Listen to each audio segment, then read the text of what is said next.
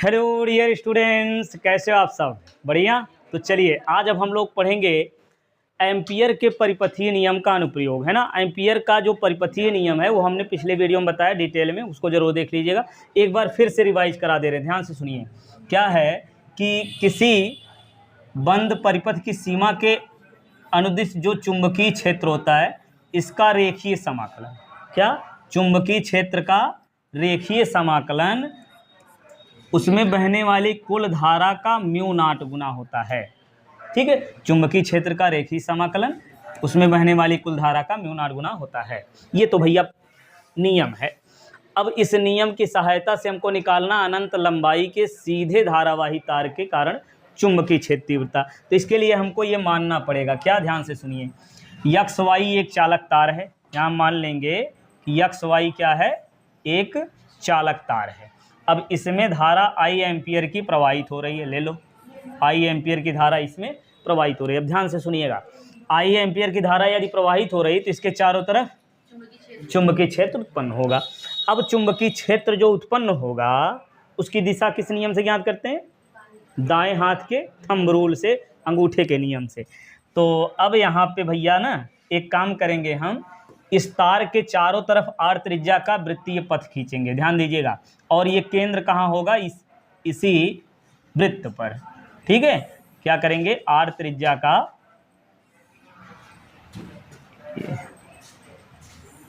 एक वृत्ताकार पथ खींच लेते हैं। ठीक है, अब देखिए इस वृत्ताकार पथ पर स्थित कोई बिंदु P है। इस पथ पर कोई बिंदु क्या है? P है, जहां पर चुंबकीय क्षेत्र तीव्रता ज्ञात करनी है। कोई डाउट तो नहीं है यहाँ पे? इसकी त्रिज्या कितनी है? R। अगर इसको हम मिलाएं, यदि इसको मिलाया जाए तो इसकी त्रिज्या कितनी बनेगी? R। इसकी त्रिज्या कितनी हो जाएगी? R। कोई डाउट तो नहीं है? क्या कहानी है कि एक चालक तार क्या है? X Y. एक चालक तार यक्स वाई है और इसमें आई एम्पियर की धारा प्रवाहित की जा रही है। अब इस तार के चारों तरफ आर त्रिज्या का वृत्तीय पथ खींचते हैं। इसके पथ पर स्थित बिंदु P पर चुंबकीय क्षेत्र तीव्रता ज्ञात करनी है।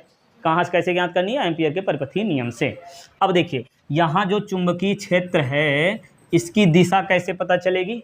दाएं हाथ के नियम से। ध्यान दीजिए, अंगूठा विद्युत धारा की दिशा, अंगुलियों को उधर करेंगे जिधर ज्ञात करना है। तो अंगूठा तो पहले धारा की दिशा में कर लो, लेकिन इस अंगुली को किधर करना है?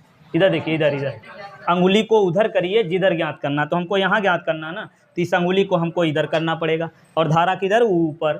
ठीक है, तो धारा को ऊपर करिए ऐसे। बस समझ में आई? अंगूठा देखिए धारा की दिशा में हो गया, अंगुली को हमने इधर कर दिया। अब ये चुंबकीय क्षेत्र की दिशा किधर होगी? लंबवत अंदर की ओर। यहाँ से समझिए ऐसे, अगर तो ये अंदर की ओर। अच्छा, इसी प्रैक्टिकल को देखें, ऐसे है ये तार है ना, इसे धारा है, ये तार है। अब ये वृत्ताकार पथ कुछ इस प्रकार से है भैया, कुछ इस प्रकार से है। ये रुकेगा, हाँ। अब इसमें जो यहाँ पर देखिए, यहाँ पर चुंबकीय क्षेत्र ज्ञात करना, यहीं पे चुंबकीय क्षेत्र दिशा देखिए कैसे निकालेंगे। ये अंगूठा धारा की दिशा, अंगुली को हमको किधर करना है? इधर करना है। ये लीजिए, अंगुली को इधर कर देंगे ना। अब धकेलेंगे जिधर उधर होगी चुंबकीय क्षेत्र दिशा, किधर होगी? देख रहे हैं, अंदर की ओर, मतलब इधर की ओर, इधर की ओर। और इसका जो अल्पांश dl है वो इधर ही होगा, ऐसे समझ रहे हो? अल्पांश ऐसे होगा और चुंबकीय क्षेत्र की दिशा भी इधर ही आएगी। क्लियर है? तो यहाँ पे अल्पांश जो है वो हम ले लेते हैं dl, ठीक है, और चुंबकीय क्षेत्र भी है। B और dl के बीच का कोण कितना होगा? दोनों एक ही दिशा में है तो शून्य होगा भाई। चलिए, तो ये चित्र के बारे में कहानी पूरी समझ में आई? इतना लिखेंगे आप और ये फिगर बनाएंगे। फिर एम्पियर का परिपथीय नियम आप लिखेंगे। एम्पियर के परिपथीय नियमानुसार या एम्पियर के नियमानुसार यहाँ आपको लिखना पड़ेगा क्या? ये चुंबकीय क्षेत्र का रेखीय समाकलन, ठीक है, रेखीय समाकलन बहने वाली धारा का म्यू नॉट गुना होता है। आई एम्पियर की धारा प्रवाहित कर रहे हो, इसका म्यू नॉट गुना होता है। क्लियर है यहाँ तक?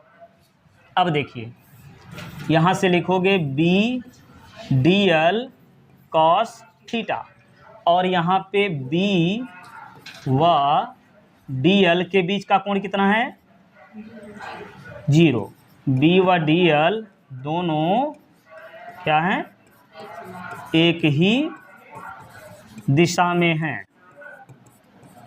और यदि दोनों एक ही दिशा में हैं तो थीटा का मान 0 हो जाएगा।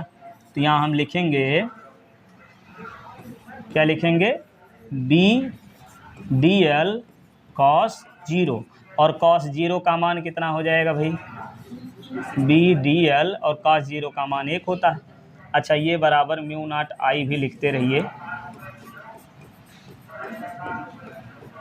म्यू नॉट आई लिखते रहेंगे, ठीक है। अब देखिए ध्यान से, ये इस b को बाहर कर लीजिए तो हमको क्या मिलेगा, b को हमने किया बाहर तो ये मिलेगा dl बराबर म्यू नॉट आई, ठीक। अब ये dl क्या है भैया, थोड़ी सी लंबाई dl है, r त्रिज्या है, तो पूरी लंबाई कितनी हो जाएगी, पूरी लंबाई परिधि के बराबर, और परिधि कितनी होगी, यहाँ हम लिखेंगे क्या, ये पूरी लंबाई हो जाएगी 2 पाई आर के, ठीक है। समाकलन मतलब पूरी लंबाई, पूरा यही इसी का पूरा मान, तो कितना बन जाएगा, b into 2 pi R, b into 2 pi R बराबर म्यू नॉट आई। तो यहाँ से b बराबर क्या आएगा, mu naught I upon 2 pi R. तो भैया ये देखिए, अनंत लंबाई के तार से r दूरी पर चुंबकीय क्षेत्र तीव्रता हम लोग निकाले थे ना, जब परिमित लंबाई करके फिर अनंत लंबाई का, तो इसी प्रकार से मिला था, यही मिला था क्या, mu naught I upon 2 pi R. तो इस प्रकार से जो है एम्पियर के परिपथीय नियम से हम अनंत लंबाई के धारावाही तार के कारण चुंबकीय क्षेत्र तीव्रता ज्ञात करेंगे, ठीक है। चलिए, तो ये अनुप्रयोग हो गया, बहुत ही इंपॉर्टेंट है, अच्छे से नोट कर लीजिए। अगला अनुप्रयोग अगले वीडियो में।